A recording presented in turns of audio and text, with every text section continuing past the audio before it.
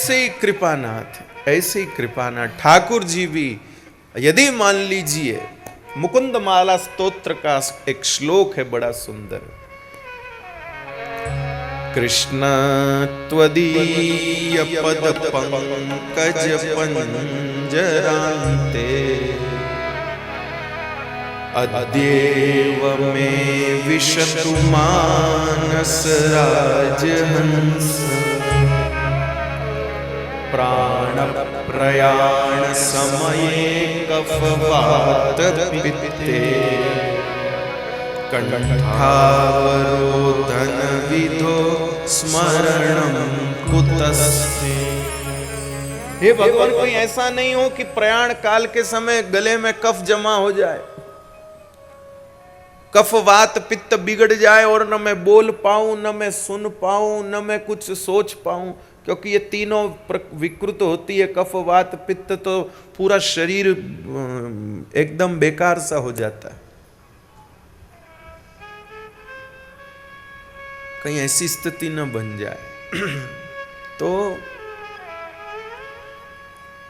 अब इसलिए भगवान कहते हैं कि जिसने पूरा जीवन भजन में बिताया है, भगवत चिंतन में बिताया, अंतिम समय में यदि उसकी स्मृति नहीं भी बनी तो भी मैं उसकी अपेक्षा नहीं करता हूं, उसको अपने धाम में जगह देता हूं।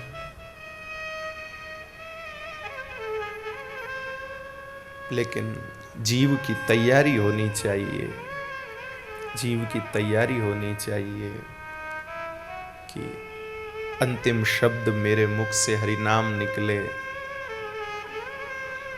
श्री सुखदेव जी महाराज जीवन का लाभ बताते हैं, जन्म लाभ परम पुंसाम मनते नारायण स्मृति। जीवन का जन्म का लाभ यही, अंतिम समय में भगवान का नाम याद आए। सचमुच वो क्षण बड़े दिव्य होते हैं, व्यक्ति को उस मरण काल की पीड़ा का अनुभव नहीं होता जब मरण काल में भगवत स्मृति हो। जिसकी मृत्यु आती है, कई लोगों के कपड़े मलमूत्र से भर जाते हैं। वो कपड़े मलमूत्र से क्यों भर जाते हैं? यमराज दिखाई देते हैं, यमदूत दिखाई देते हैं, तो इतना डर लगता है, मारा डर के मारे कपड़ों में मलमूत्र आ जाता है। कहीं जो से डर लगता है तो थोड़ा हो जाता है ना, लघुशंका आ जाती है, डर लगता है कहीं होगा तो ऐसे ही मेरे भाई बहन, उस समय जमदूत दिखते हैं, वो इतने भयानक होते हैं कि उनको देख करके मलमूत्र निकल जाते, इसलिए वो। लेकिन जिसको भगवत स्मरण होता है, जिसके चित्त में भगवत स्मरण हो रहा हो, जिसके गले में तुलसी माळ हो, गले में तुलसी माळ हो, मुख में हरि नाम हो और माथे पर श्री ठाकुर जी के धाम की रज हो, सिरहाने पर तुलसी जी का वृंदावन, तुलसी वृंदावन हो, शालिग्राम जी विराज रहे हो और मस्तक के पास श्रीमद् भगवत गीता रखी हो, मजाल के यमदूत सामने आ जाए, नंद नंदन आते हैं, यशोदा नंदन आते हैं। इसलिए किसी का प्रयाण काल आपके सामने आवे तो आप दुखी मत हो, रो मत, आए आए अतः में क्या करा, ऐसे नहीं होने का कि अब ये क्या। उस समय एकदम सावधान होकर के और उसके प्रयाण को मंगलमय बनाने की तैयारी करें। फटाफट कहीं से तुलसी वृंदावन लाकर उसके सिरहाने पर रख, अरे रोना धोना पीछे हो जाएगा, लेकिन ये अभी जरूरी है। बेटा जा रहा हो बंबई पढ़ाई करने के लिए और माँ रो रही हो, बेटा कहे माँ मेरे साथ के लिए लड्डू बना के दिए कि नहीं, कैसे दूं, मेरा तो दिल ही नहीं लग रहा कल से। माँ मेरे कपड़े वगैरह धो के तैयार करके, कैसे तैयार करूं मैं, कैसे अपने कलेजे के टुकड़े को भेजूं, मैंने कुछ नहीं किया, मेरा मन ही नहीं लग रहा। तो बेटा गुस्सा होगा, नाराज होगा कि तुम मेरी याद रो रही, मेरा काम सब अटका रह जाएगा। तो इसलिए ये तो फिर हो जाएगा। वहां जो प्रयाण की ओर बढ़ रहा है, जो अंतिम यात्रा की ओर जो प्राणी बढ़ रहा है उसको तो इतनी सामर्थ्य नहीं कि वो ये सब जतन खुद से कर ले। हाँ, कुछ पहुंचे हुए लोगों ने किए भी हैं, खुद अपनी सब व्यवस्था बना के गोरज बिछा के, गंगा जी की रज बिछा के खुद लेट गए, तुलसी उलसी रख के और आराम से। लेकिन सबके साथ ऐसा नहीं होता। अगर आप लोगों के आसपास, आपके आसपास कभी किसी के जीवन में ऐसी कोई घटना घटने की स्थिति में आए तो बिल्कुल दिल को न दुखाएं। ये तो होना ही है भाई, कभी न कभी होगा, सबके साथ होता है। ऐसी ऐसी 3-4 माताओं को महाराज जी मैं मिला हूं जिनके पति की ये स्थिति आई तो उन्होंने रोना धोना नहीं किया और उनके प्रयाण की सुंदर तैयारी करी।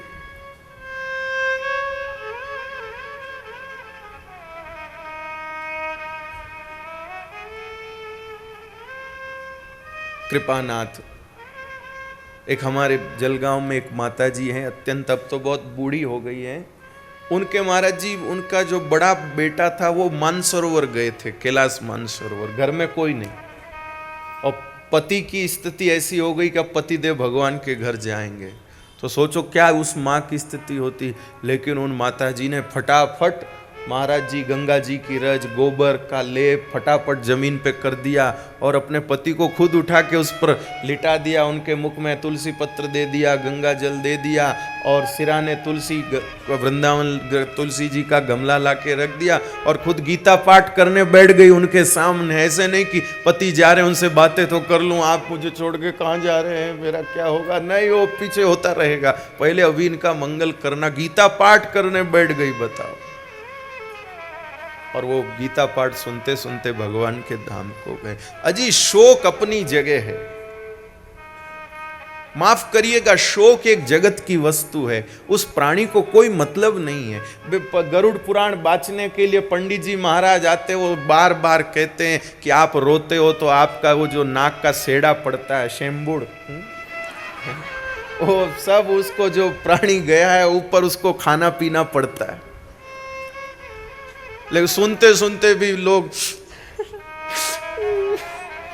वो पंडित जी बेचारे बता रहे हैं कि तुम जितना रोओगे, जितना तुम्हारा नाक बहेगा, आंख बहेगा, वो सारी गंदगी वो जो मर गए हैं उनको खानी पीनी पड़ेगी। तो ऐसी स्थिति में बताइए कैसे। शोक जगत की वस्तु है कृपानाथ,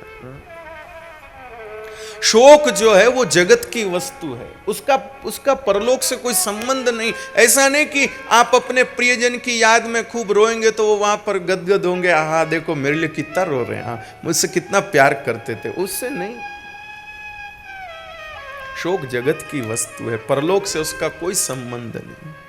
आपका रोना धोना परलोक तक नहीं जाएगा उस प्राणी के पास, भले आप महीनों रोवो, सालों रोवो, उसके कान में नहीं पहुंचेगी आपकी रोने की ध्वनियां। लेकिन अगर आप राम नाम लेंगे, हरि नाम लेंगे, गीता पाठ करेंगे, रामायण पाठ करेंगे, ज्ञानेश्वरी पारायण करेंगे, वो सारी ध्वनियां उसके कानों में पहुंचेगी। और अगर वो किसी अधोगति में भी होंगे तो उस ध्वनि को सुनकर वे सुखी हो जाएंगे। यदि कोई कारण से उनकी गति अच्छी नहीं भी रही तो वे सुखी हो जाएंगे। मेरे भाई बहन, जैसे करुणा निधान, हम कहीं किसी गर्मी में बैठे हो, परेशानी में बैठे हो, एकदम सीट नहीं हो कहीं, और कोई अच्छा सा गाना भी कानों में सुनाई देवे तो उस तकलीफ में भी आराम आता है कि नहीं आता है? कोई अच्छा संगीत सुनाई देता, बोलिए ना, आता है। बस ऐसे ही अगर हमारे वे गए हुए जो भी प्राणी है, अगर वो कहीं भगवान न करे, एक उदाहरण के रूप में कह रहा हूं, कहीं नरक में हुए, किसी अन्य गति में हुए, वहां अगर वो दुख भी पा रहे होंगे, लेकिन आपके गीता पाठ के स्वर, रामायण पाठ के स्वर, ज्ञानेश्वरी पारायण के स्वर, हरिनाम संकीर्तन के स्वर जब उनके कानों में जाएंगे तो वो वहां भी सुखी हो जाएंगे महाराज। उनको वो जो तकलीफ है वो उनके ऊपर हावी नहीं होगी। इसलिए मृत प्राणी के पीछे रोना कम और ये भगवत भजन आदि ज्यादा करना चाहिए। लेकिन लोग सोचते हैं कि इस सब में लग जाएंगे तो लोग कहेंगे देखो जो मरे हैं उसकी इनको परवाह ही नहीं, उसके पीछे इनको कुछ है ही नहीं, ये तो माल खाने के लिए है, माल मिल गया, अब क्या, बाप मरा तो मरा, इनको तो माल मिल गया बस। अरे लोग बोलते रहेंगे, उस प्राणी का सोचो आप, उसके लिए क्या जरूरी है वो करना चाहिए। कभी ऐसी परिस्थिति आए तो रोना धोना पीछे होता रहेगा, पहले उसका कल्याण। तुरंत तुलसी वृंदावन सिरहाने विराजमान हो जाए, श्रीमद् भगवत गीता का ग्रंथ विराजमान कर दीजिए, हो सके मुख में तुलसी पत्र दीजिए, गंगा जल दीजिए, गले में तुलसी माला पहना दीजिए, गोरज गाय के चरण की रज उसको लगा दीजिए। फिर क्या कहना महाराज, फिर पीछे कोई भागवत बचावे न बचावे, पीछे कोई कुछ करे न करे, आपका कल्याण आपके हाथ में आ जाएगा। प्राणनाथ तो जन्म लाभ परम पुंसाम मनते नारायण स्मृति, जिसकी अंतिम समय में भगवत स्मृति हो जाए, इससे बढ़कर के जीवन का कोई लाभ नहीं। कृपानाथ, और अंतिम समय में स्मृति कब हो सकती है? जीवन भर जिसकी याद बनी रहे, उसी की अंतिम समय में याद होगी। कृपानाथ, भगवान नारायण की याद, भगवान नारायण की याद बनी रहे, इसके लिए क्या सुगम उपाय है? इदं भागवतं नाम पुराणं ब्रह्म संहितं। हे राजा, वेद तो कोई नहीं पढ़ सकता, लेकिन वेद तुल्य श्रीमद् भागवत मैंने अपने पिता कृष्ण द्वैपायन से अध्ययन किया। हे राजा परीक्षित, वैसे मेरी भावना तो निर्गुण परमात्मा में थी, निर्गुण स्वरूप परमात्मा में मेरी पूर्ण निष्ठा थी, लेकिन फिर भी अपरिनिष्ठितोऽपि निर्गुण्य उत्तमः श्लोक लीलया। भगवान की जो बाल लीलाएं हैं, मधुर लीलाएं हैं, उन मधुर लीलाओं ने मेरे चित्त को अपनी तरफ आकर्षित कर लिया। हे राजन, यद्यपि मैं उन लीलाओं को किसी को सुनाता नहीं, मैं उसी में मैं खुद ही उसमें आनंद लेता रहता हूं, लेकिन मैं तुमको सुनाऊंगा, मैं तुमको सुनाऊंगा।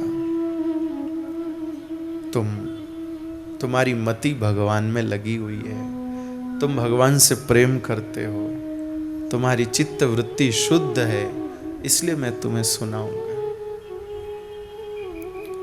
हे राजन,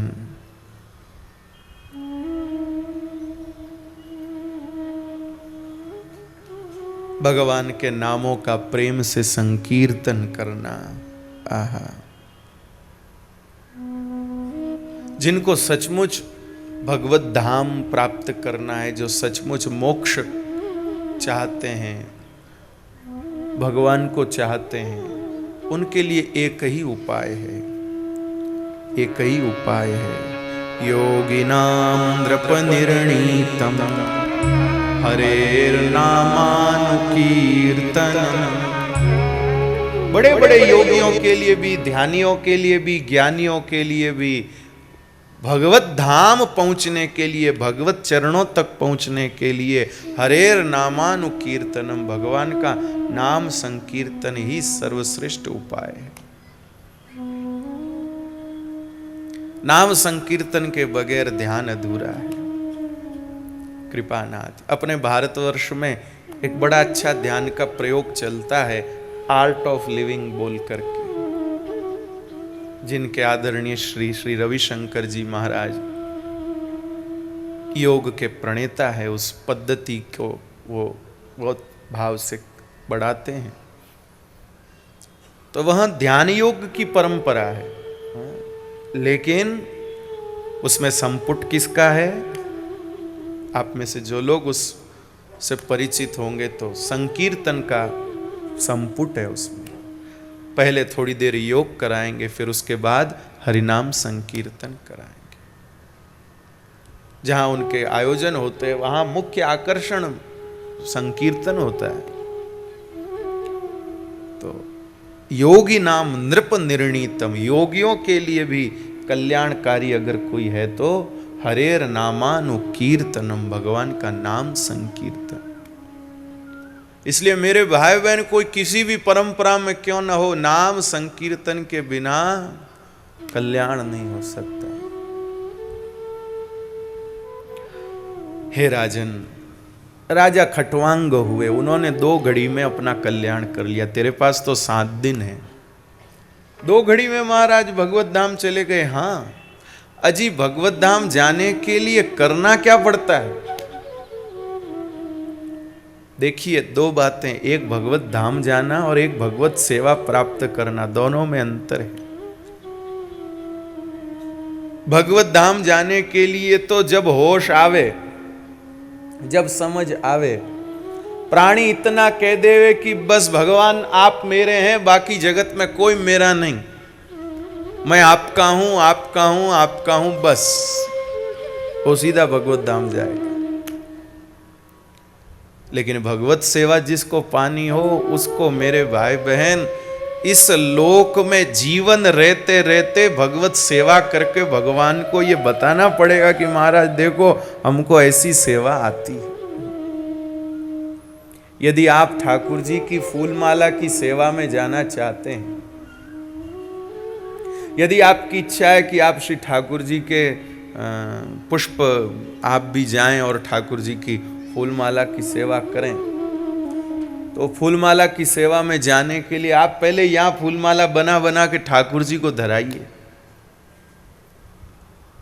आप ठाकुर जी की सामग्री सेवा में जाना चाहते हैं, आप ठाकुर जी की पंखी सेवा में जाना, जो सेवा ठाकुर जी की आपको प्राप्त करनी है वो यहां पर करिए, और इतनी सुंदर करिए, अपने पूरे मनोज्ञान से करिए, अपनी पूरी मनोमय भावना से करिए, मनोमय धारणा से करिए, एकदम अच्छे से करिए, सुंदर से सुंदर करिए,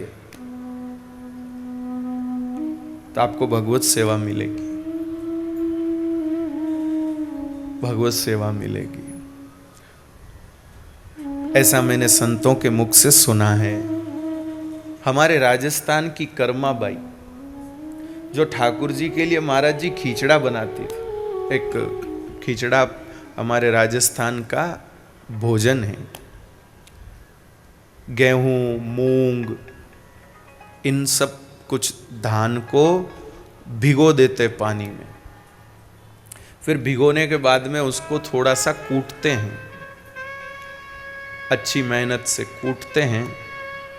कूटने के बाद उसको थोड़ा सा साफ कर लेते हैं, उसके छिलके विलके थोड़े कुछ ऊपर आते हैं, उसको हटा लेते हैं, फिर उसको उबालते हैं चूल्हे के ऊपर, फिर वो उबल करके खिचड़ी जैसा हो जाता है, उसको खिचड़ा बोलते हैं। खिचड़ी में 2 धान 3 धान होते हैं, उसमें वो कई सारा होता है, तो उसको खिचड़ा बोलते हैं। बड़ा अच्छा होता है वो, गुणकारी पौष्टिक होता है। ग्रामीण माताओं को यही व्यंजन मुख्य बनाने आते हैं। वहाँ इडली डोसा तो बनता नहीं मालपुआ जलेबी गुलाब जामुन तो वहाँ बनता नहीं, वहाँ यही सब चीज़ें हैं। आप किसी खेड़े पाड़े में जाके कोई माई से कहो कि हमको डोसा खिला दो, मालपुआ खिला दो, जलेबी खिला दो, बेचारी कहाँ से खिलाएगी, उनको तो नहीं आता, वो धपाटा खिलाएगी ऐसी सब चीज़ें वो खिला देंगी, ये खा लो वो खा, लेकिन ये सब तो उतना उधर नहीं होता। कृपानाथ तो ग्रामीण माताएं ये खिचड़ा कड़ी, बस ये खिचड़ा कड़ी और भाकरी, ये सब चीजें ही उनसे है, भाकरी, हाँ, तो ये सब उनसे होता। तो वो कर्माबाई जो थी वो खिचड़ा बनाती थी मिट्टी की हांडी में, चूल्हे पर मिट्टी की हांडी में कर्माबाई खिचड़ा बनाती थी, और धीमी आंच पर उसको बनाते हैं और बहुत समय तक उसको पकाना पड़ता है और पूरा ध्यान रखना पड़ता है। थोड़ा ध्यान चूक जाए तो नीचे से वो जल जाता है, बिगड़ जाता है। ऐसा वो खिचड़ा बनाती थी। तो वो खिचड़ा बनाती थी कृपानाथ, और ऐसा बताते हैं कि वो खिचड़ा बनता नहीं था क्योंकि उसमें वक्त बहुत लगता है, तो ठाकुर जी बनने से पहले आ जाते थे। वो खिचड़ा बनता नहीं, उसके पहले ठाकुर जी आ जाते थे और कहते थे माँ भूख लगी है, जल्दी कर माँ, जल्दी कर माँ, मुझे भूख लगी, तू जल्दी कर माँ, जल्दी कर माँ। नाम भी कर्मा, और ठाकुर जी आके भी कहते जल्दी कर माँ, जल्दी कर माँ। वो रोज खिलाती थी। तो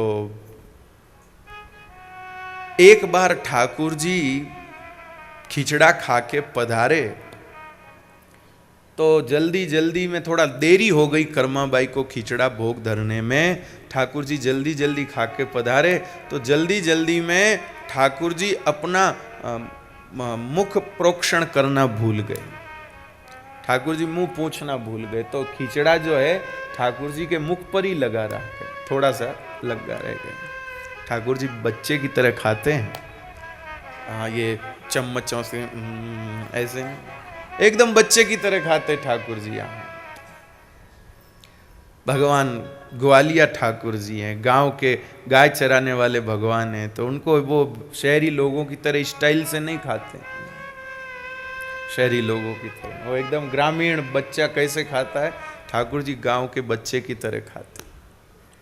तो जल्दबाजी में मुंह पर खिचड़ा लगा रह गया।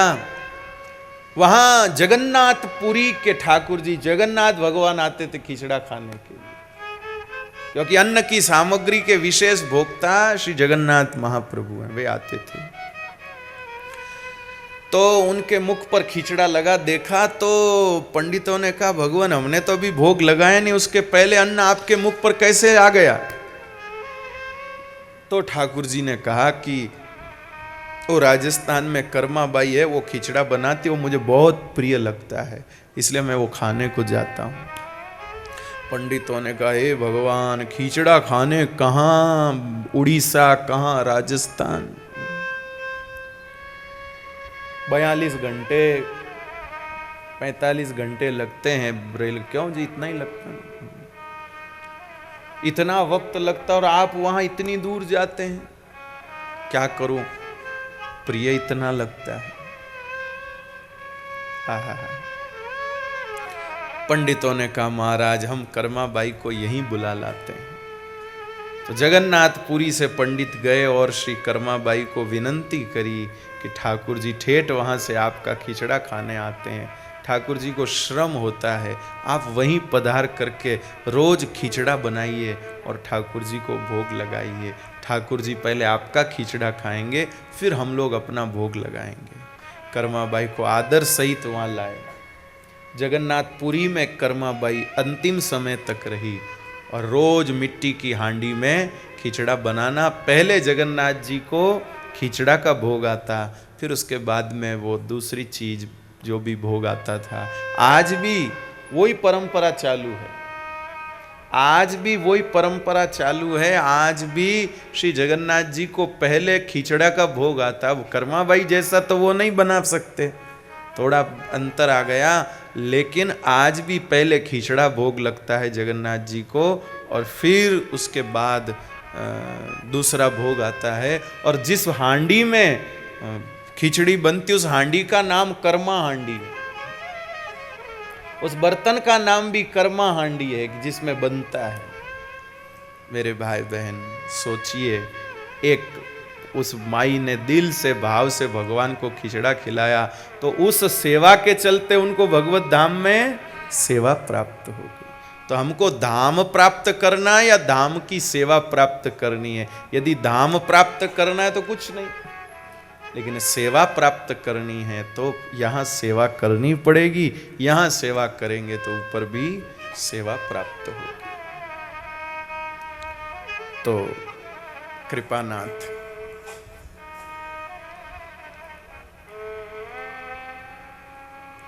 श्री सुखदेव जी महाराज कहते हैं, राजन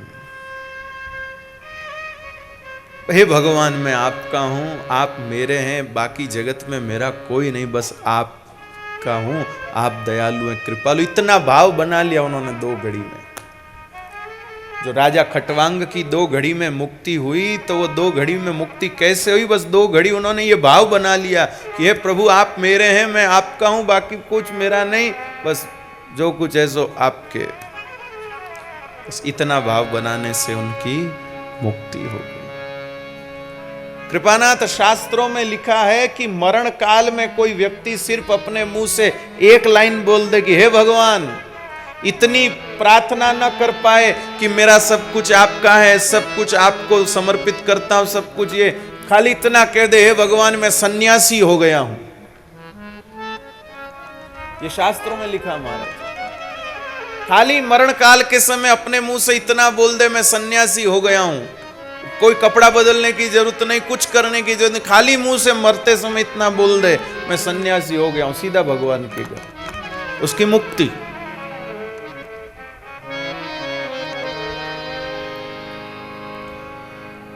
श्री सुखदेव जी महाराज कहते हैं राजन, लेकिन उस मुक्ति में रस नहीं। मुक्ति तो वो है, लेकिन उस मुक्ति में रस नहीं। रस तो ठाकुर जी की सेवा में है, रस तो ठाकुर जी की सेवा में है। और सेवा चाहिए तो महाराज सेवा करनी पड़ेगी। प्रेम करो भगवान से, और प्रेम करने के लिए क्या है तरीका?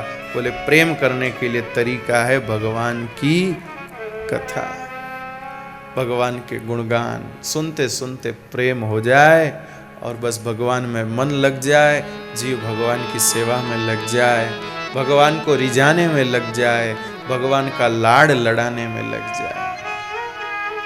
फिर कितनी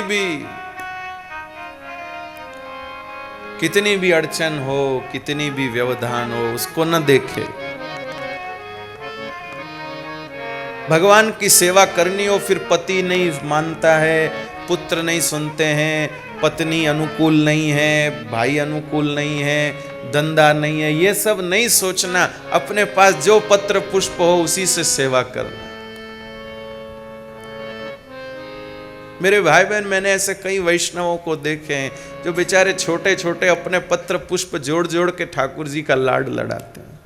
नहीं सोना चांदी का हिंडोला न सही, हीरे मोतियों के आभूषण न सही, पर जो मोती जो कुछ छोटा मोटा मिला उसको जोड़ जोड़ के और बस ठाकुर जी को रिझाना है बस। और भगवान उसी से राजी होते हैं। भगवान ने कब कहीं कहा है कि मुझे वैभव चाहिए? कभी कभी तो हम अपने अहंकार को ही वैभव के रूप में भगवान के आगे रख देते हैं। कभी कभी तो हम अपना विज्ञापन ही कर देते हैं वस्तु समर्पण करके। इसलिए इतना नहीं, सब और दुविधाओं को छोड़कर यह भी खास बात ध्यान देने की, भगवान राजी होंगे कि नहीं होंगे।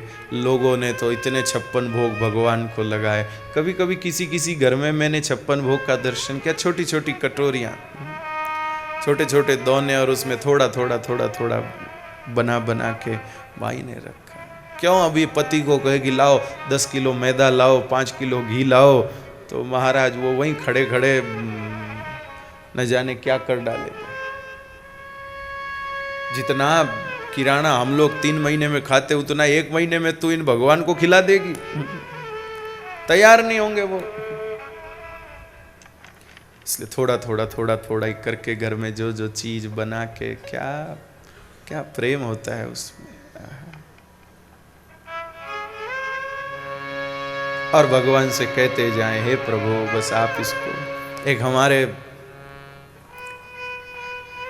पुष्टि परंपरा में एक वैष्णव हुए श्री पद्मनाभ दास जी महाराज।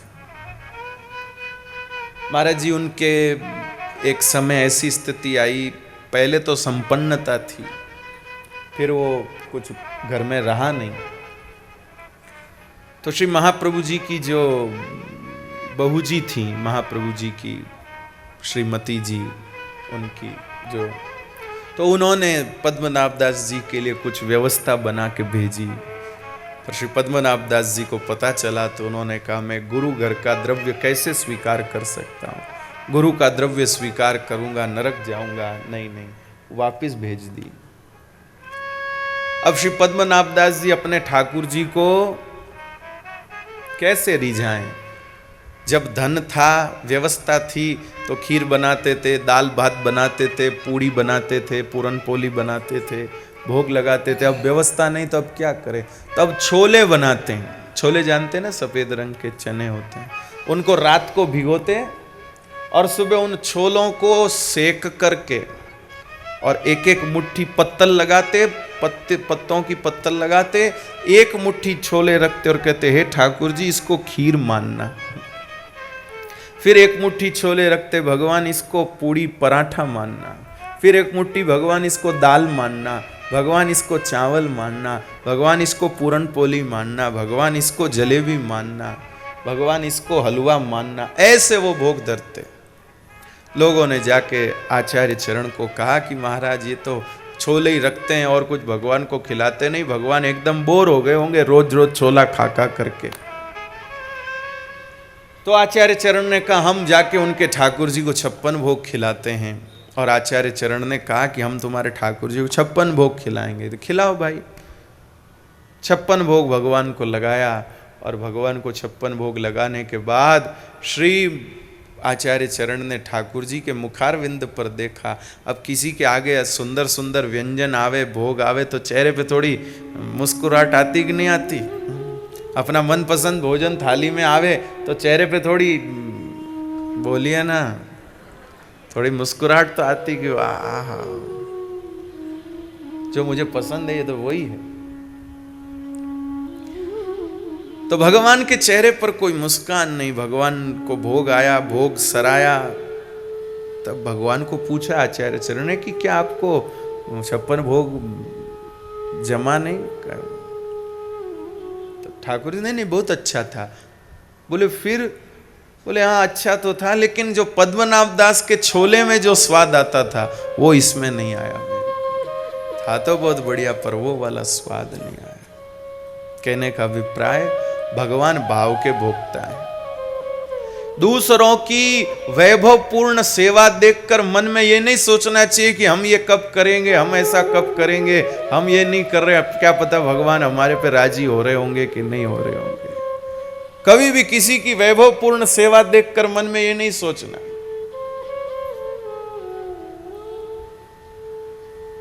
हमारे ठाकुर जी के चांदी का सिंहासन कब होगा? सबकी पालकियां चांदी में जाती, चांदी की पालकियां जाती, अपनी चांदी की पालकी कब आएगी? सब ऐसे करते, वो अपना कब होगा? सब यूं करते, अपना नहीं, ये नहीं सोचना। भगवान भाव के भोगता है। सोना चांदी आ जाएगा, खोपड़ी में सोना चांदी घूमेगा।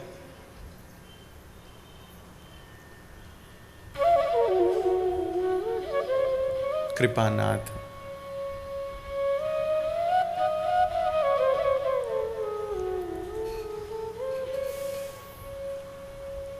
इसलिए बिल्कुल ये नहीं सोचना कि कहीं हम कम हैं, कहीं हम पीछे हैं। नहीं नहीं नहीं तो कई भक्त सोच लेते अब हम क्या करें, हम कैसे करें, हम तो पीछे रह गए। कैसे हम भगवान की सेवा तक पहुंचेंगे, कैसे हम भगवान की कृपा तक पहुंचेंगे? हमारे पास कुछ नहीं, कुछ नहीं। अरे कुछ नहीं क्या, दिल में प्रेम तो है ना, फिर क्या है। दूर नगरी ओ बड़ी दूर नगरी।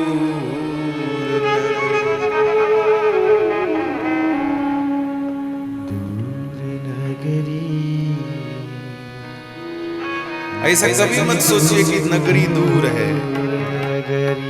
भावो ही विद्यते देवा भावग्राही जनार्दन। जहां आपके भाव हैं वही भगवान। और भक्त होते हैं ना, सोचते हैं कैसे करेंगे। ओ कैसे आऊं रे सांवरिया, कैसे आऊं रे सांवरिया, ओ तेरी गोकुल नगरी बड़ी दूर नगरी। दूर नगरी बड़ी दूर नगरी।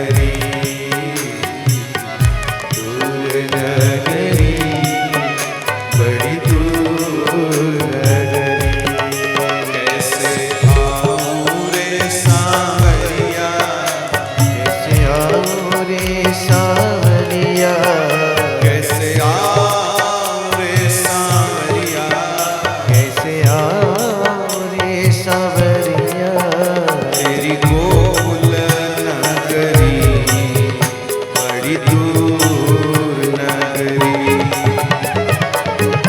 दूर नगरी, बड़ी दूर नगरी, दूर नगरी, बड़ी दूर नगरी।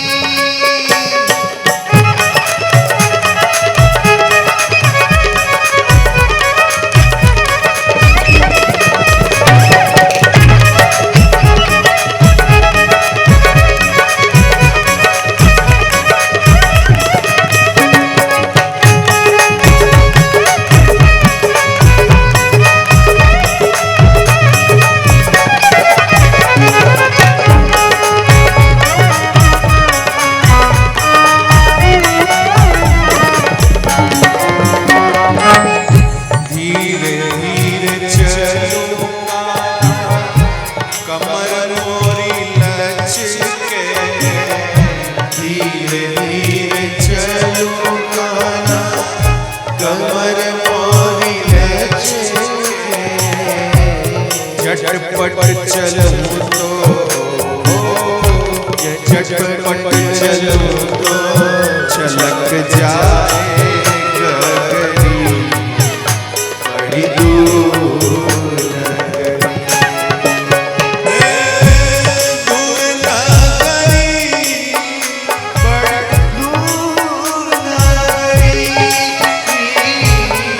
दूर नगरी रे, बड़ी दूर नगरी।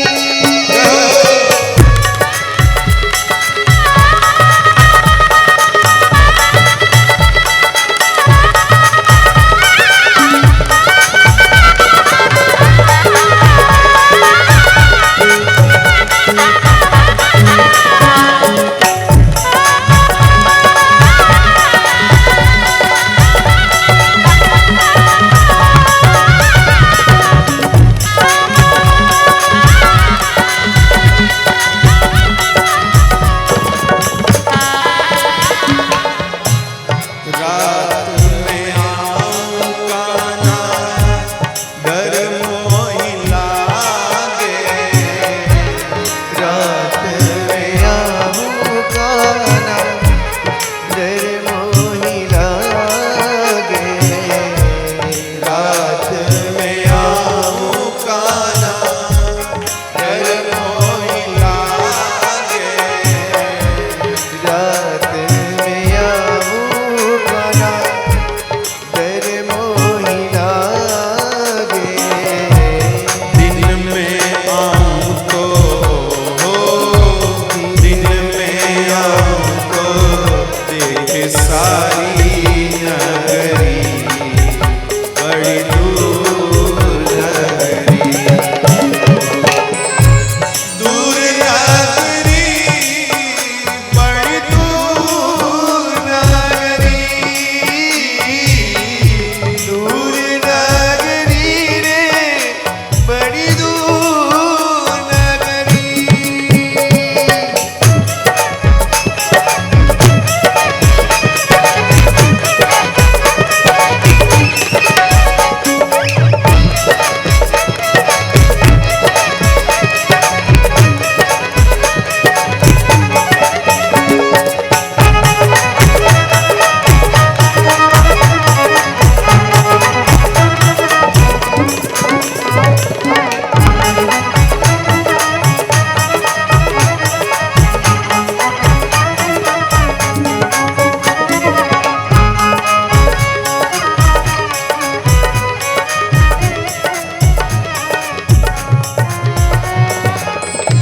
सखी संग आऊंगा ना, शर्म मोहि आवे, सखी संग आऊंगा ना, शर्म मोहि आवे, सखी संग आऊंगा ना, शर्म मोहि आवे, सखी संग आऊंगा ना,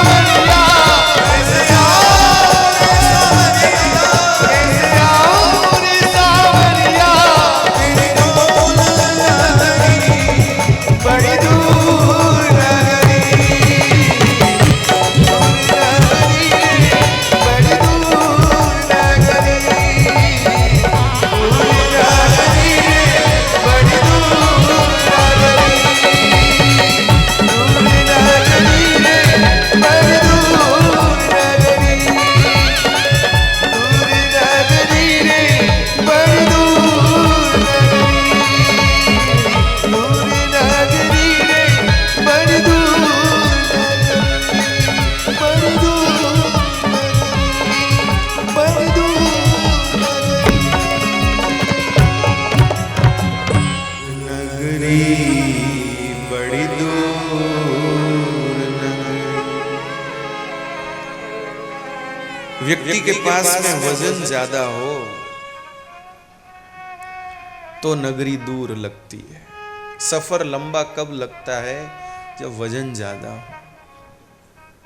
सामान बहुत सारा हो तो बहुत छोटा सफर भी बहुत भारी लगता है। छोटा सफर भी भारी लगता है। कृपानाथ, ऐसे ही अहंकार का बोझ हो तो फिर सफर लंबा हो जाता है, भारी हो जाता है, श्रम पूर्ण हो जाता है। अहंकार का बोझ नहीं हो तो ऐसी सुंदर यात्रा होती है। कृपानाथ, प्राणनाथ,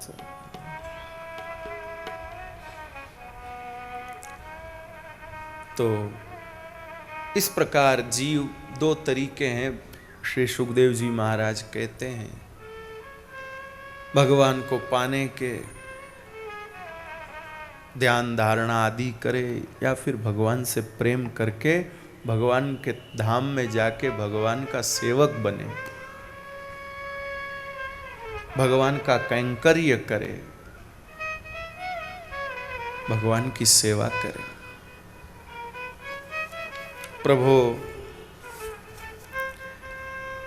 श्री सुखदेव जी महाराज राजा परीक्षित को सृष्टि क्रम का निरूपण करते हैं, सृष्टि वर्णन करते हैं।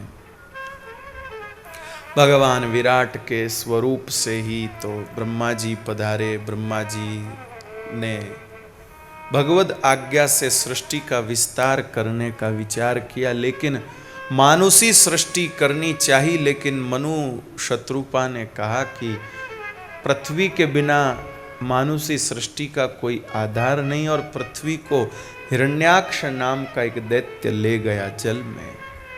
तो भगवान ने वराह रूप लेकर के हिरण्याक्ष का वध किया। राजा परीक्षित की जिज्ञासा उत्पन्न हुई कि भगवान ने इस हिरण्याक्ष का वध किया, ऐसी अनुपम कृपा। वध करना भगवान के हाथों, मरना भी भगवान की कृपा पाने के समान है। कृपानाथ,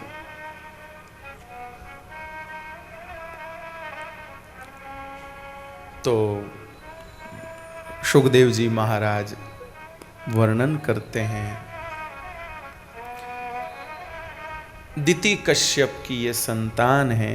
संध्या का समय जो भजन करने के लिए होता है, संध्या का समय जो भगवत स्मरण करने के लिए है, भगवत चिंतन करने के लिए, उस संध्या के समय भोग संबंधी व्यवहार किया, उसका यह दुष्परिणाम हुआ। संध्या का समय भगवत चिंतन करे, भगवान का नाम स्मरण करे, संकीर्तन करे, परिक्रमा करे, दीपदान करे, तुलसी जी के सन्मुख, अपने ठाकुर जी के सन्मुख भारतीय गौ माता के ग्रत में दीप प्रज्वलित करे। श्री ठाकुर जी अपने सन्मुख दीप प्रज्वलित करते हुए देखकर बहुत राजी होते हैं। क्यों राजी होते हैं महाराज जी? इसका इतना सीधा सरल कारण है। गांव में माताएं जब भगवान की आरती करती हैं तो अपने छोटे बच्चे को साथ लेती हैं। क्यों लेती है? क्योंकि बच्चे जब माँ दिया जलाती है तो बहुत राजी होते हैं। ठीक बोल रहा हूं कि नहीं महाराज जी? आप लोगों ने अनुभव किया हो, देखा हो तो छोटे बच्चे बहुत राजी होते हैं जब माँ दिया जलाती, देख के बहुत राजी होते हैं। तो ऐसे ही हमारे ठाकुर जी भी गांव के बच्चे हैं। ये मथुरा के बच्चे नहीं है, ये तो गोकुल गांव के बच्चे हैं। तो गांव के बच्चे हैं, इसलिए कोई इनके आगे दिया जलाता है तो बहुत राजी होते हैं, कोई दीप प्रज्वलित करता है तो बहुत प्रसन्न होते हैं। इसलिए संध्या के समय ठाकुर जी के आगे दीप प्रज्वलित करें, भगवान को सुंदर सुंदर गीत सुनाएं, पद सुनाएं, कीर्तन करें, नृत्य करें, गाएं, परिक्रमा करें, और नहीं तो घर के काम काज कर लीजिए, रसोई बनाइए, जो भी। लेकिन संध्या के समय स्त्री संग, आहार, नींद लेना और स्वाध्याय, ये 4 कर्म वर्जित हैं। आहारम मैथुनम निद्रा स्वाध्यायम च चतुर्थकम चत्वारि मानि कर्माणि संध्याया परिवर्जय। ये 4 कर्म न किए जाएं। तो संतान की इच्छा से दीति ने हट किया कि नहीं, मुझे तो बस अभी संतान की इच्छा है। बहुत समझाया पर नहीं मानी नहीं, क्या करे। उसका मनोरथ पूरा किया, लेकिन रुद्र गणों ने श्राप दे दिया कि संध्या के काल का अपमान किया है तुमने, ऐसा व्यवहार करके जाओ, राक्षसी संतान होगी। अब दीति घबराई, कश्यप ऋषि से कहा महाराज गलती हो गई, अब क्या करें। तो कहा कि अब राक्षसी संतान तो होगी, बस बात इतनी है कि पोता भगवान का भक्त होगा। तो चलो थोड़ी तसल्ली हो गई दीति को, चलो बेटे तो राक्षस होंगे, बेटा तो भक्त हो, पोता तो भक्त होगा, और कुल में कोई एक भी भक्त हो जाए तो काम बन जाए। मैं अक्सर कथा में विनती किया करता हूँ, कुल में एक डॉक्टर हो जाए वो पूरे खानदान का इलाज नहीं कर पाता, एक वकील हो जाए वो पूरे खानदान का केस नहीं लड़ सकता, पर कुल में एक भक्त हो जाए तो 21 पीढ़ी का कल्याण कर सकता है। इसलिए हमारे घर में भक्त होने चाहिए, और भक्त होने का मतलब ग्रह त्याग नहीं होता है। जो घर बार छोड़ करके और बस भजन कीर्तन करे वही भक्त होगा, नहीं। मेरे भाई बहन, जिम्मेदारियों से मुंह मोड़ना ये पलायन है, भक्ति नहीं।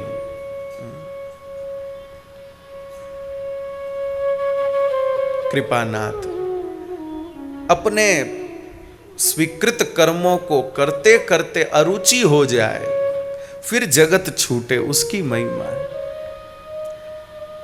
जोर आता है सब चीज करने में तब, और सब कुछ छोड़कर भजन में भी लगे, पर भजन में भी वैसा मन नहीं लगा। सब कुछ छोड़कर भजन में लगे, पर भजन में 100% लगे क्या, तब फिर आपका घर छोड़ना धोखा है। अगर घर छोड़ के भी 100% पूरे के पूरे भगवान में नहीं लगे तो आपका घर छोड़ना भी धोखा है। इसलिए अच्छा क्या है, जुगपत निर्वाह, अपने व्यवहार को भी भगवान से द्वारा मिली हुई सेवा समझ के निभाते जाएं, और साथ साथ में भगवान की भक्ति भी करते जाएं। क्या भगवान रीझते नहीं? क्या भगवान जरूर रीझते हैं। नरसिंह मेहता पे नहीं रीझे क्या? एकनाथ जी पे नहीं रीझे क्या?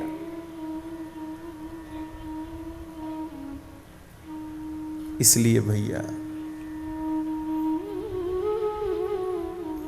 तो घर में भक्त होने चाहिए। अपने बच्चों में भक्ति के संस्कार दीजिए, थोड़े थोड़े ही दो, जबरदस्ती मत दो, प्रेम से दो, लड़ा लड़ा के दो, उनको भक्त बनाओ। और 3 काम आप लोगों को, खुद को, बड़े लोगों को घर में करने पड़ेंगे। एक तो आप खुद व्यसन न करें।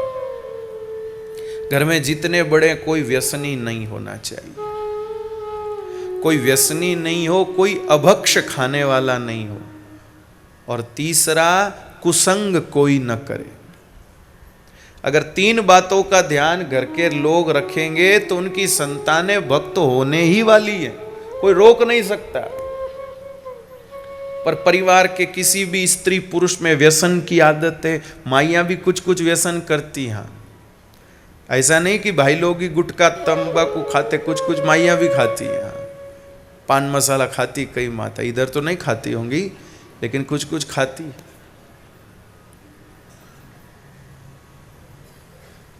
तो घर के स्त्री पुरुष कोई भी व्यसनी नहीं हो, गुटखा, तंबाकू, सिगरेट, बीड़ी और भी कुछ भी व्यसन नहीं हो।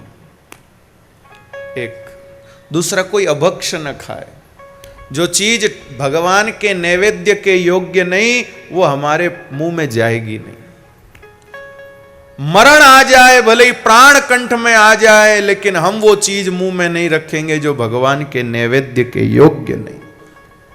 ऐसी दृढ़ता जिस घर के स्त्री पुरुषों में हो, और कुसंग नहीं हो महाराज। जिन लोगों के चरित्र आचरण ठीक नहीं, उनकी संगति जिस घर के लोग नहीं करते हो, उस घर में जन्म लेने वाली संतान भक्त बनेगी बनेगी बनेगी।